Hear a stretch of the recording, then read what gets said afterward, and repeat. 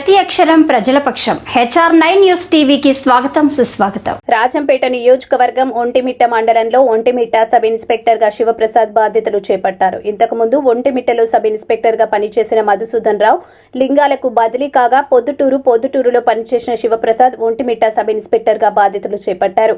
Media సమావేశంలో ఆయన మాట్లాడుతూ ఒంటిమిట్ట మండలంలో ఎటువంటి అవాంఛనీయ సంఘటనలు జరగకుండా చూసుకుంటామని, గంజాయి, ఎర్రచందనం, డ్రగ్స్ వంటి వాటిపై కఠిన చర్యలు ఉంటాయని మరియు పేకాట, జూదం వంటి చెడు వ్యసనాలకు కనుమరుగు లేకుండా చేస్తానని ఆయన అన్నారు. ఒంటిమిట్ట సబ్ ఇన్స్పెక్టర్ గా నూతన బాధ్యతలు స్వీకరించిన శివప్రసాద్ కు తెలుగుదేశం పార్టీ నాయకులు సన్మానించారు. ఈ కార్యక్రమంలో తెలుగుదేశం పార్టీ నాయకులు మరియు బీజేపీ నాయకులు పాల్గొన్నారు.